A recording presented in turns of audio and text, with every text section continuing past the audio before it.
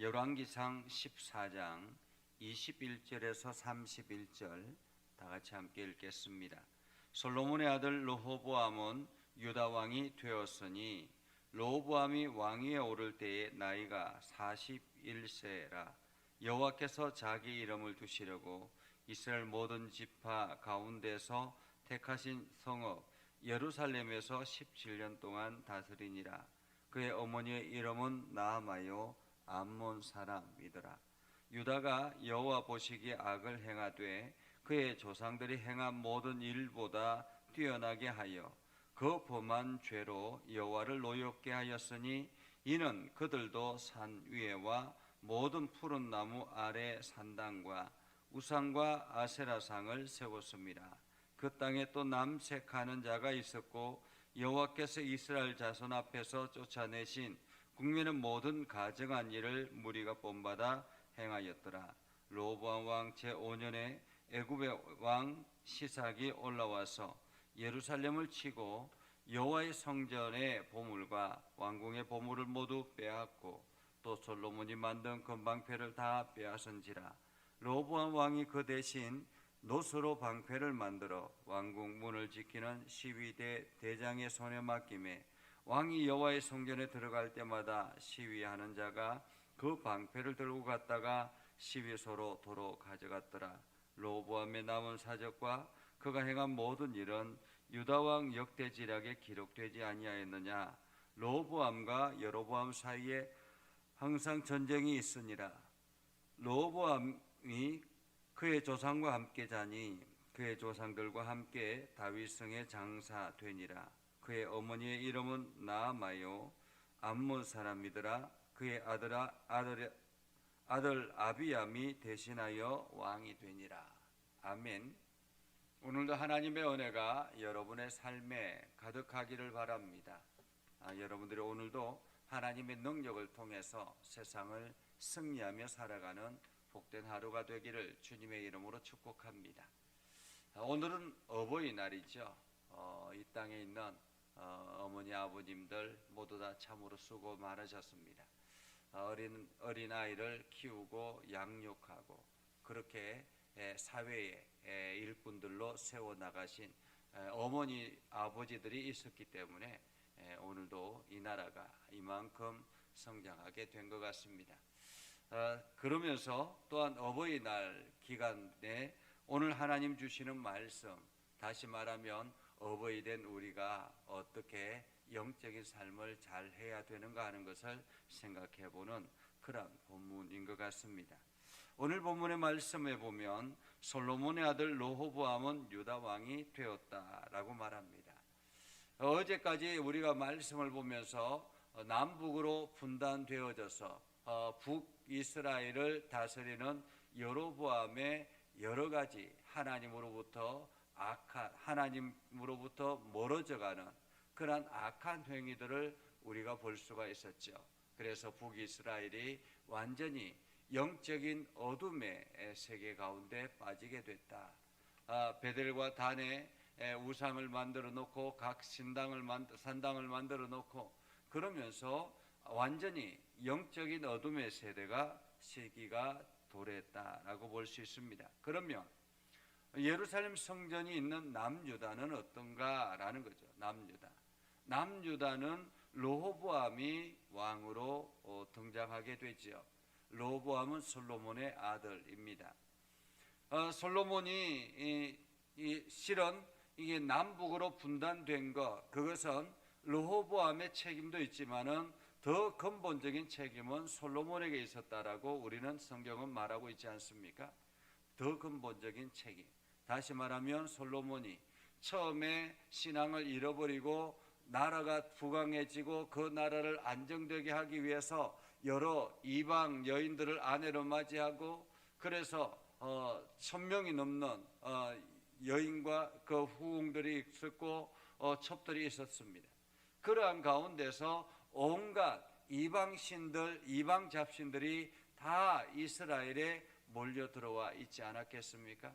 그래서 노년에는 완전히 영적인 흐려짐을 통해서 그가 올바르게 하나님을 의지하지 않았던 그러한 모습 때문에 하나님께서 그 솔로몬 때문에 이 나라를 두 조각으로 나누어서 10조각 그 남은 10지파는 여로보암에게 주고 2지파는 그대로 남겨두겠다라고 하나님께서 말씀하셨던 우리의 모습을 봅니다. 솔로몬의 영적인 나태함 때문에 결국에는 이렇게 나라가 두 동강이 되었고, 그리고 남쪽 유다만 다스리게 되는 르호보암, 그 르호보암은 잘 살았을까? 나라가 이렇게 두 동강이 된 것, 어쩌면은 이것이 하나님께서 우리에게 주시는 경고다라고 생각하고 영적으로 바르게 살았을까라는 것입니다. 우리가 인생 가운데서 고난이 찾아오고 어려움이 찾아오면 우리의 신앙을 다시 돌아보고 점검하는 것이 신앙인들에게 있어서는 가장 기본입니다. 처음으로 돌아가라라고 하지 않습니까? 과연 나는 지금 하나님을 올바르게 섬기고 있는가? 영적인 삶은 바르게 하고 있는가? 이것을 점검하는 것이 가장 기본이죠. 그런데 자기의 실수인 것으로 착각하고 이것이 하나님의 경고라고 생각하지 아니하고 자기의 실수라고 착각하고 그냥 그 자리에서 눌러 앉아 있으면 더 큰 위기가 찾아오게 되는 것이죠.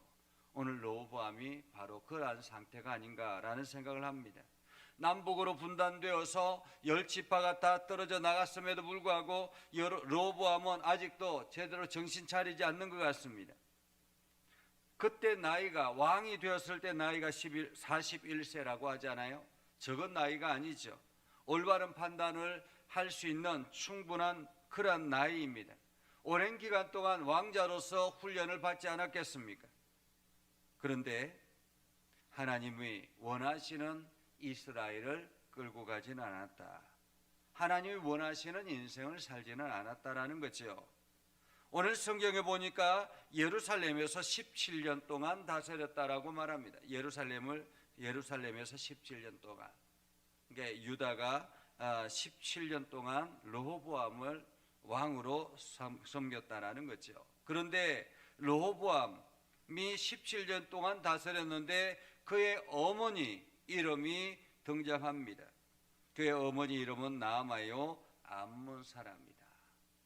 솔로몬이 여기저기 여러 나라들의 공주들을 데려와서 아내로 맞이했기 때문에 많은 왕자들이 있었을 것이고, 그 왕자들 또한 이게 반란을 일으키려고 하는 그런 세력들도 많지 않았겠습니까?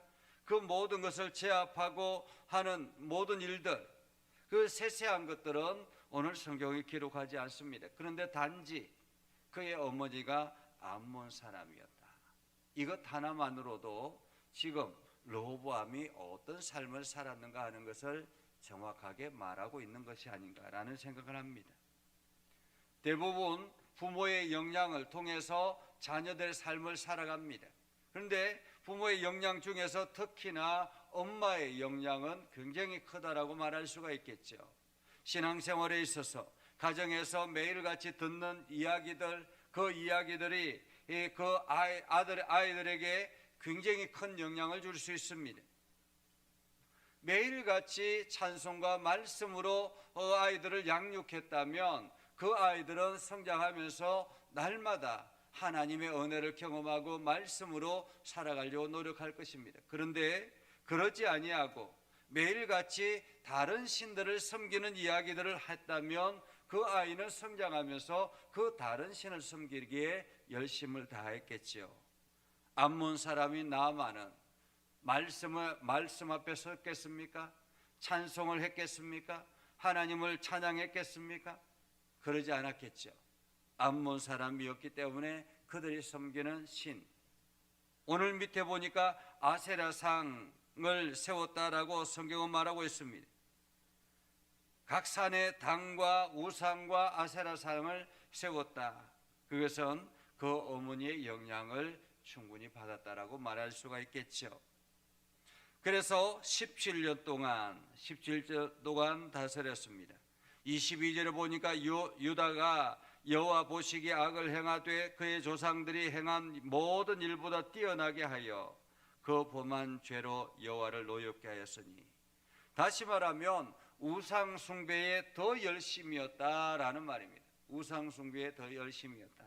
그럴 수밖에 없겠죠.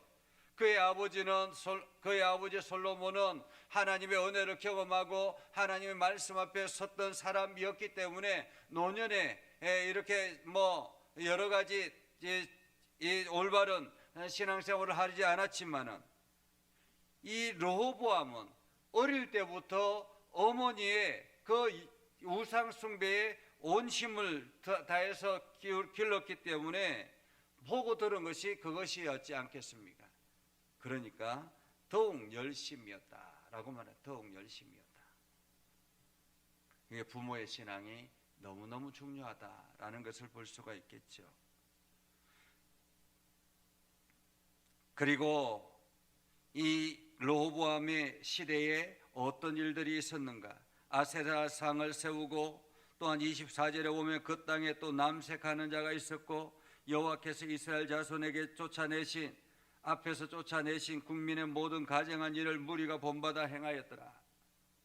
여기서 여호와 이스라엘 자손 앞에서 쫓아내신 국민의 모든 가증한 일, 그것은 무엇이겠습니까? 가나안 땅에 있는 모든 가증한 일.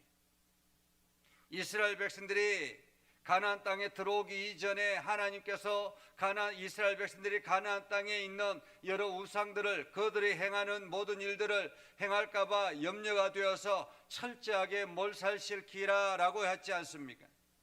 완전히 거기에 있는 모든 것들을 다 없애버리라라고 말하지 않았습니까?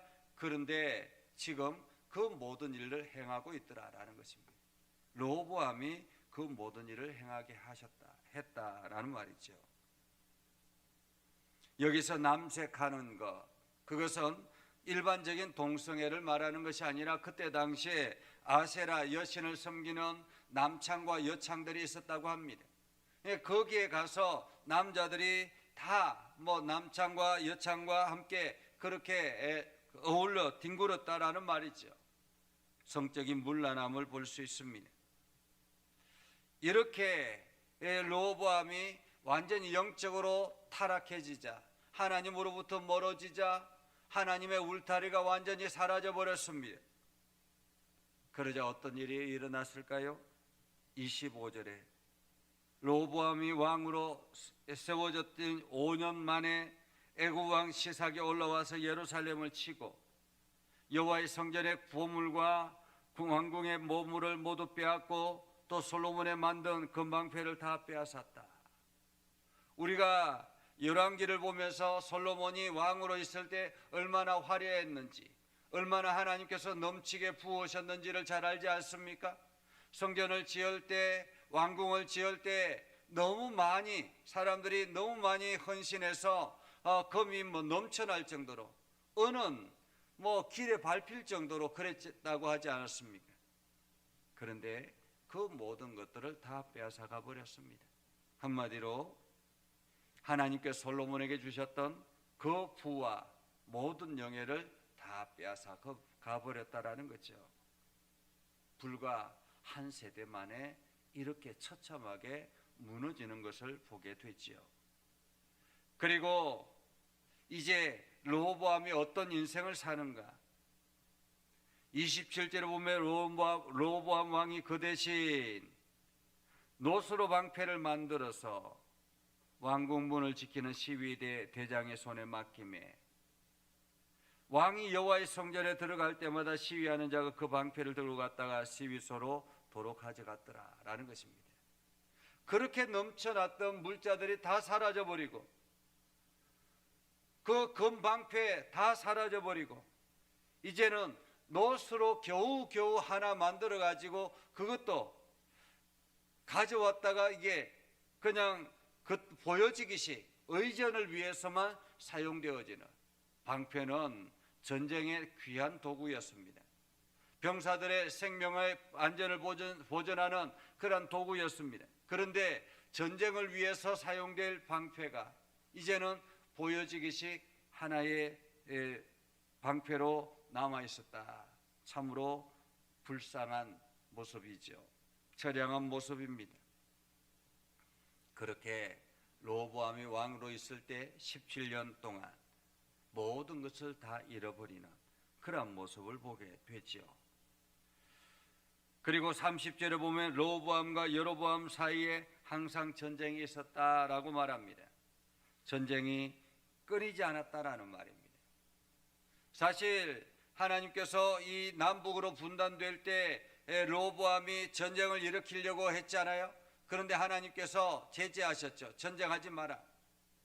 그런데 지금 로보암과 여로보암 사이에 전쟁이 끊이지 않았다라는 거죠.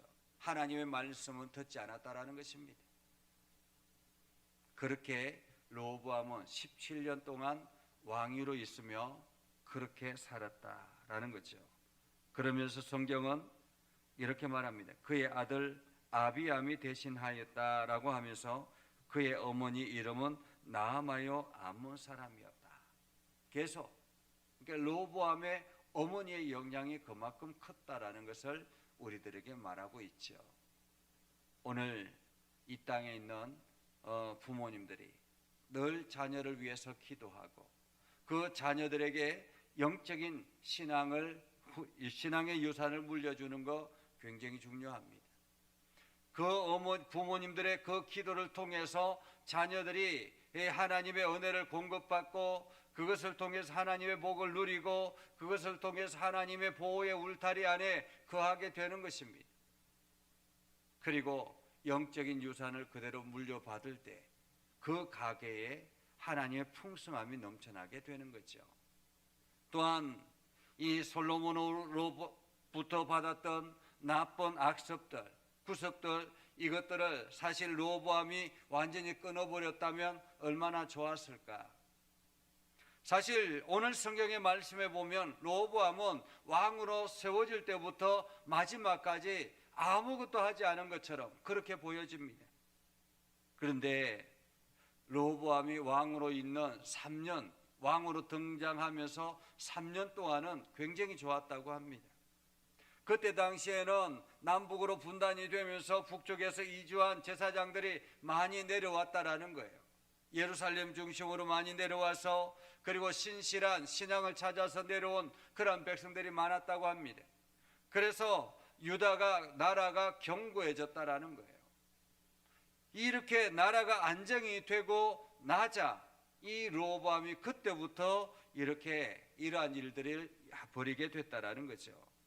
이것이 역대하 11장 13절에서 21절에 기록하고 있습니다. 로보암이 어떤 삶을 살았는가. 오늘 우리는 우리의 신앙도 중요하지만 우리의 자녀들을 위해서 자녀들의 신앙도 중요하다. 왜냐하면 나의 시대만 중요한 것이 아니라 다음 세대도 중요하기 때문에 그렇습니다. 그래서 이 땅에 있는 부모님들이 더 자녀들을 위해서 기도하고 영적으로 바로 서려고 노력하고 그래서 좋은 신앙을 자녀들에게 물려주어서 여러분 모두가 여러분의 가정이 더욱더 평안을 누리는 복된 하루가 되기를 주님의 이름으로 축복합니다. 기도하겠습니다. 거룩하신 아버지 하나님, 오늘도 우리 가운데 함께 하시고 하나님의 은혜를 부어주셔서 믿음 안에 서게 하시고 하나님의 영광을 드러내게 해주심을 감사드립니다. 아버지 하나님, 우리가 영적으로 바로 설 뿐만 아니라 우리의 신앙을 우리 자녀들에게도 잘 물려주어서 우리의 가정이 대대로 하나님의 은혜와 복을 받아 누리는 복된 가정이 되게 하여 주시옵소서. 하나님의 울타리 안에 거하게 하셔서 평안한 가운데서 하나님의 복을 많은 사람들에게 흘러보내는 축복의 통로가 되게 하여 주시옵소서. 오늘도 믿음의 성도들이 기도합니다. 하나님 저들의 기도를 들어 응답하여 주시고 하나님의 영광만이 나타나게 하옵소서. 예수님의 이름으로 기도드리옵나이다. 아멘. 이제는 우리 구주 예수 그리스도의 은혜와 하나님 아버지 극진하신 사랑과 성령님의 감화 감동 역사 위로 교통하시며 은혜가 하나님의 말씀 가운데 있는 믿음의 백성들 위해 하는 모든 일들 위해 영원토록 함께 하옵시기를 간절히 축원하옵나이다. 아멘.